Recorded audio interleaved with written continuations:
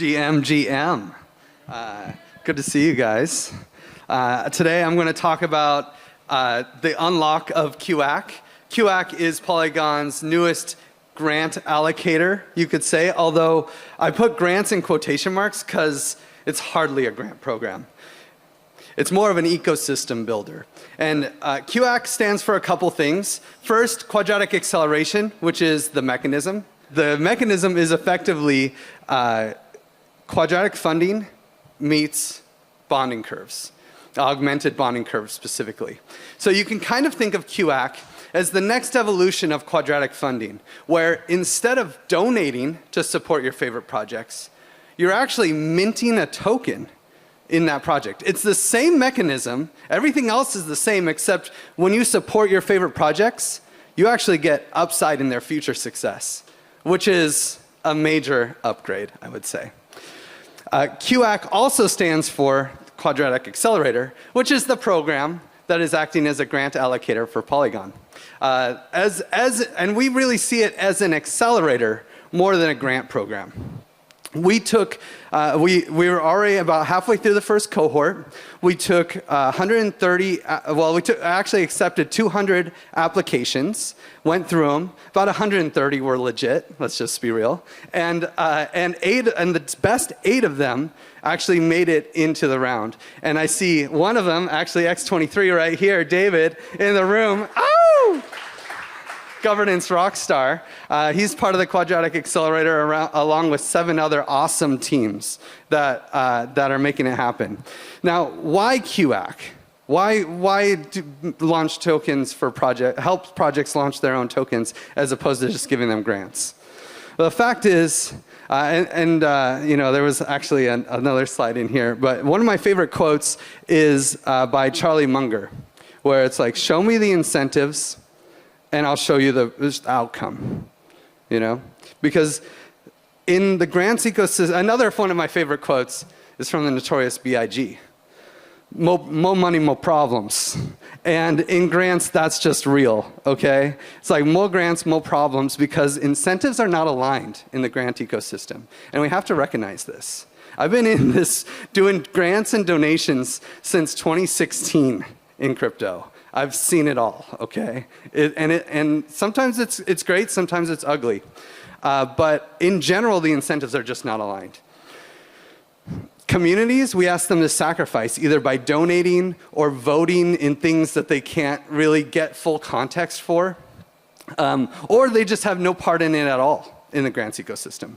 For projects, it's unsustainable, and they have little to no incentive to actually do a great job and produce quality work. In fact, the incentive when you get a grant in Web3, or really anywhere, is to do as little as possible to achieve the milestones that you agreed to. And those are the incentives. It's not that everyone does that, because there are second order effects of maintaining reputation and things like this. But why should we have to fight against these incentives? We're in Web3, we can build incentive machines. And then for Polygon giving grants, you just pass out the pull so projects can dump it, right? That's not good. And then, you have to fight all the grant farming. There's projects going from ecosystem to ecosystem, launching their projects here and there and not really caring about it. Where we're going with QAC, we don't need grants. We're building a win-win-win alignment machine where communities end up with ownership in the projects that they love. Projects actually get a subsidized fair token launch and a revenue stream built into the thing through the augmented bonding curve, which every time a token is minted, some percentage of that mint will actually go to the team as revenue. And just to double point on that, just a few days ago, a friend of mine said that they wanted to launch a token, and they asked CoinList to get listed, and it cost them $400K plus fees to launch a token through CoinList. I mean, we're giving them helping them bootstrap their liquidity with a grant, and using QAC, like quadratic funding, to build community and putting more incentives out there throughout the process. This is much better than $400K from CoinList. But for Polygon, this is what I really want to focus on. It's huge. It's a huge game changer, completely realigning incentives. First, instead of a pull dump when you give a grant, it's a pull pump. Every grant that is given, it goes into a bonding curve, and it's locked. It's locked there. It doesn't get sold. It can't be sold by the team. And so every grant dollar just turns into TVL on chain. And it becomes a magnet for more pull. It creates demand. If anyone wants to support that project and mint tokens for that project, they have to have pull. And they have to send that pull to the bonding curve, and it just gets stuck there. That's good. This is what we want. It's also a TVL machine. In fact, this was the first title of this project before we came up with QAC. We called it TVL machine because that's effectively what it does. It's a machine that just creates TVL. It's every dollar minted. The way bonding curves work, Bancor style bonding curves, there's a reserve ratio. This reserve ratio is literally programmed into the smart contract so that for every dollar of collateral that is in the bonding curve, it creates a ratio to the market cap. In our case, the reserve ratio is 12.5%, which means for every dollar that's in the bonding curve, $8 of market cap exists. So when we put down a grant of $50,000 worth of pull into the bonding curve, the market cap of the token that is created is now 400K. So now you have a 400K token plus the 50K in the bonding curve. We took pull from Polygon and moved it into Polygon zkVM, and the TVL went up 9x. And it will do that for every dollar that goes in. It will go 9x on the TVL. Not to mention, we just launched a little over a week ago 8 native tokens, including David's token, on Polygon zkVM. I don't believe there are 8 native tokens on Polygon zkVM, but I think we more than doubled the number of tokens on native tokens on zkVM. QAC is an ecosystem builder. Every project that participates in the QAC program will become a native token on zkVM. This is huge. And this is very likely to tip the scales to bring in projects who really care about zkVM and pull. Because the other cool thing is that pull is up 7% today. That means that all 8 of the projects that launched with QAC, their tokens are also up 7% today.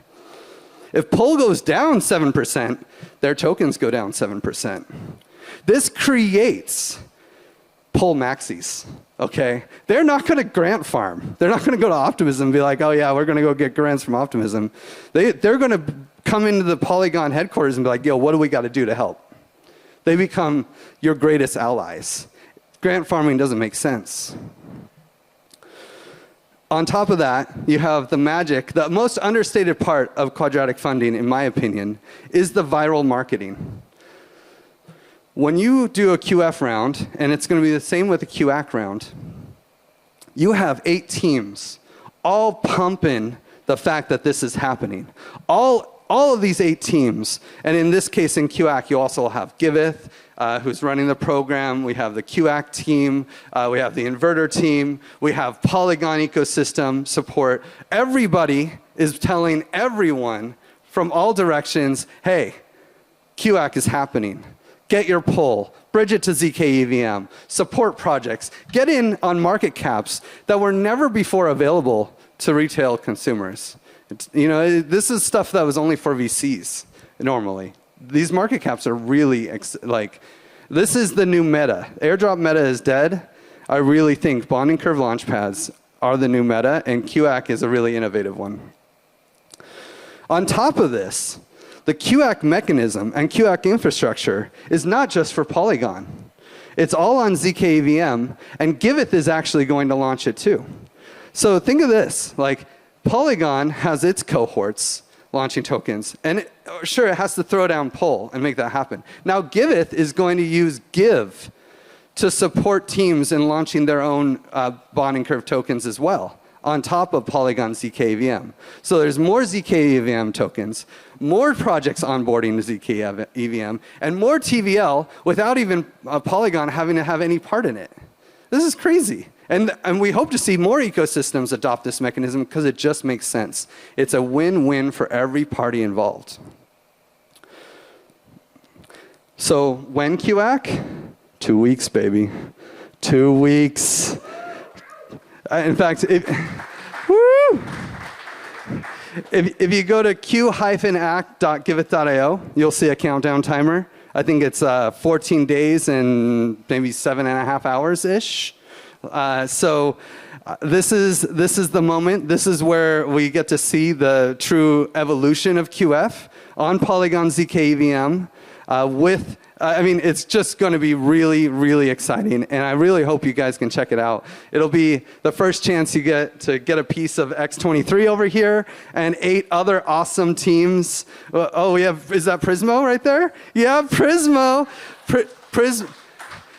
I didn't even see you guys. Prismo is launching an L2, and the native currency is going to be coming through QAC. We have a DeFi platform. We have an AI governance platform. We have a 20-year open source video game based on Star Wars. We have a DeFi video game that's like pick your favorite token, and if it goes, whichever token goes up in like 2 minutes, you win a race. It's like a gamified, like degen day trading kind of game. I mean, there's so many cool projects. Any project that wants a token with utility and liquidity right out of the gate wants to be in this program. So thank you so much for giving me the time. I went way over, but I really appreciate it. And I hope you guys can play with QAC in 2 weeks. Okay.